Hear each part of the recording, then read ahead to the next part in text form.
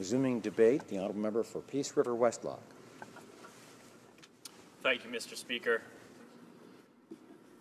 A single suicide is a tragedy. The pandemic of suicide is not only horrific, it's unacceptable. Last weekend, the Attawapiskat First Nation experienced a terrible tragedy. In one night alone, 11 young people from their community tried to commit suicide. It is reported that children, some as young as 9, planned a group suicide to end their lives. It's hard to imagine the level of desperation these youth felt as they saw death as their only course of action. As a society, we must not ignore this level of desperation. It's truly appalling that such hopelessness even exists in Canada. I want to thank the member for Timmins James Bay for calling this emergency debate on this issue. I know this is an issue he has raised many times in this place. My colleague from Kitchener-Conestoga has also done extensive work on suicide prevention that has kept this important issue in front of this Parliament. Mr. Speaker, a 2010 study of some Ontario First Nations reported that the suicide rate for children under 15 is more than 50 times the national average. We must remember that historically suicide was extremely rare among Indigenous peoples.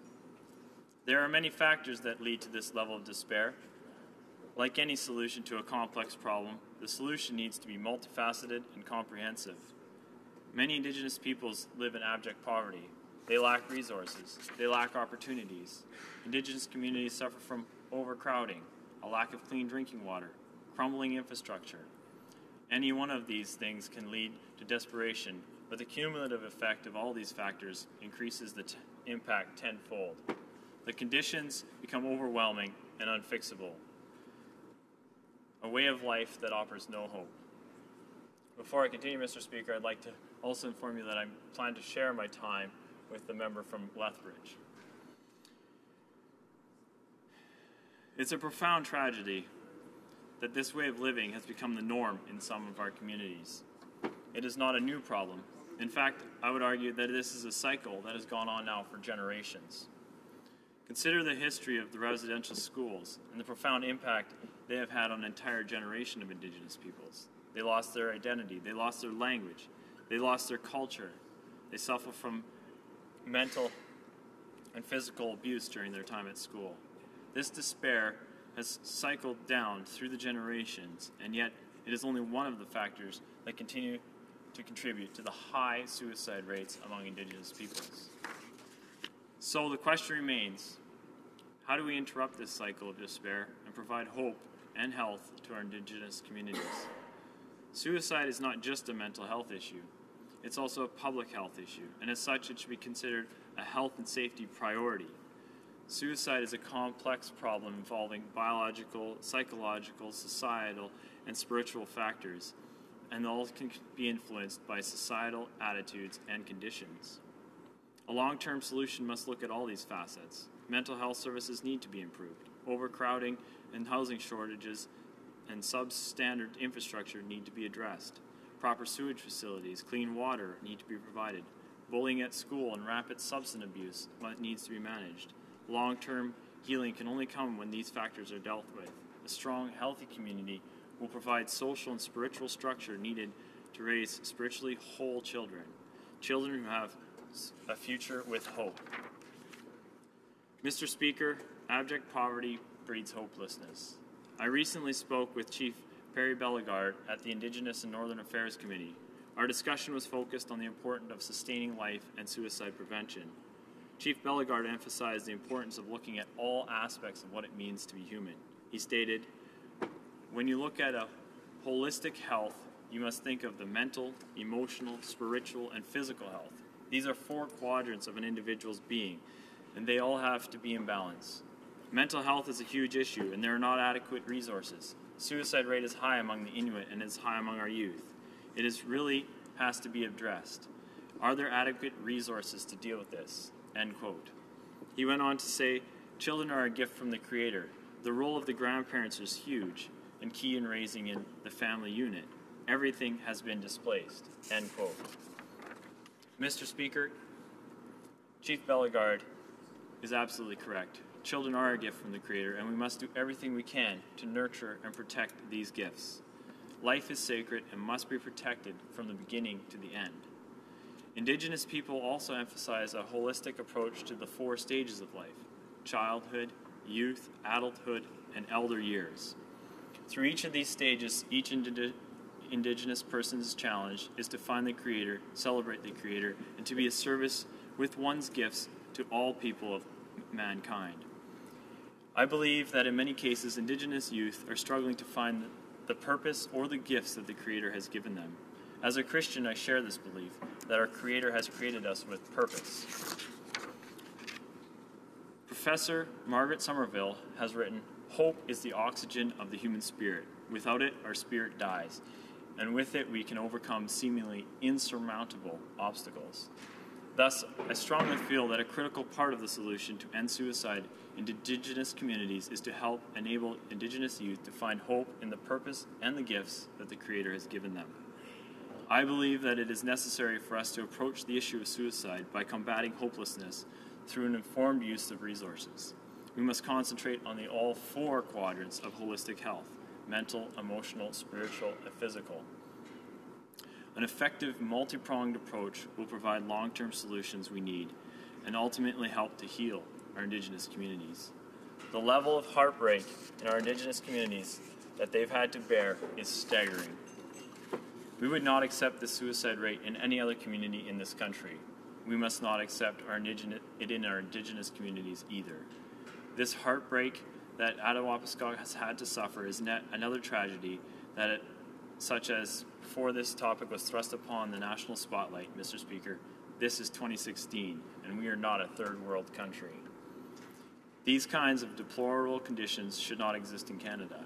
We must put aside party politics and come together as a nation to address this truly horrific event. I want to applaud the resources that have been mobilized by the government to deal with the immediate crisis at Attawapiskat, but this is a short-term solution.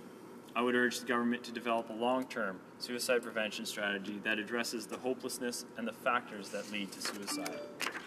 Life is sacred from its beginning to its end, and as parliamentarians, we must ensure that we do all that is in our power to preserve life and fight suicide in Indigenous communities. As we struggle here today to come up with solutions, I ask the Creator for His help, that we may send our thoughts and prayers to those affected in this community. We want to give hope to all those who are wrestling with despair throughout Indigenous communities in Canada. We hear you, and we are listening. Thank you, Mr. Speaker.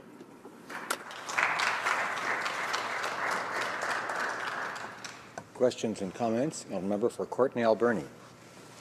Mr. Speaker, earlier in the debate, one of our colleagues, he apologized for showing emotion for tears, and I don't think that there's a need to apologize for the tears. I think the children deserve our tears, and if anything, we should be apologizing to the children that we've let down in this country, Mr. Speaker. Mr. Speaker, in British Columbia, which is what I know, children from Haida Gwaii, from Ahousaht, from every corner in British Columbia, the children in the highest need of mental health treatment, children suffering from post-traumatic stress, on suicide watch, they get sent for help, for therapy, to the Maples Adolescent Facility in Burnaby. And at that facility right now, there's a 1-year waiting list to get help. How many of those children are going to make it a year? We're letting them down. Will the member join me in calling on the government to end that wait list, end the wait list for the children of Attawapiskat, of Ahousaht, of La Loche, of the children of this country, so no other child waits for the help they need. The member for Peace River Westlock. Thank you, Mr. Speaker. I said in my speech that we should put aside party politics, and I really appreciate the tenor of this debate that has happened this evening, and that we can all stand here together as one voice for all of Canada and say we need to fix this issue. I don't feel, however, that I at all have the tools in my hands at this point to be able to fix that, and so it's going to take, like I said in my speech, a multifaceted approach. this organization that the member has mentioned from Burnaby there sounds like an amazing organization. Things like that we have within humanity. We have the ability, the tools to fix these issues, and I hope that we can all come together to fix this issue. Thank you, Mr. Speaker. Questions and comments? The honourable member for Saanich Gulf Islands. Thank you, Mr. Speaker, and I want to thank my friend for his speech. He's a new member of this House, and I have come to know him through another connection, and I am impressed by his eloquence, so I want to say that. I want to put to him something that just was posted on Twitter from Cindy Blackstock, and I think it would unite us as we are already united. And, of course, Cindy is a great champion for First Nations children across Canada. And she writes, Parliament needs to pay as much attention to children as it does to the economy. Then Canada will truly be a wealthy country. I think that she's right. It's a hard thing to do. We almost worship the economy, but we also love our children. So can we imagine that a Parliament in Canada would, in Cindy's words, pay as much attention to our children as we do to the economy? Honourable member for Peace River Westlock. Thank you, Mr. Speaker. For sure, we must pay attention to our children. Our children are what this country is all about. I have 2 children of my own, and it's when you have children that suddenly the world becomes a bigger place. You realize that it's not just about you. It's about leaving a legacy, providing for your children, and all of that, and building a nation that they will truly prosper in. When we talk about the economy, we talk about it in abstract terms, but we always should bring it back to why do we want a good economy? And we want a good economy so that we can provide an education for our children, provide a house for them to live in, provide water for them to bathe in, all these kinds of things. We work hard so that we can provide for our families. And when it gets into the abstract of debt or all the aspects of what the economy is and the terms that we use, we sometimes fail to remember that we need a good economy in order to be able to pay for the things that allow our families to thrive. And so I would agree with my colleague that we should bring the economy always back, or we should bring the discussion always back to our families and to our children. So thank you, Mr. Speaker. Resuming debate, the honourable member for Lethbridge.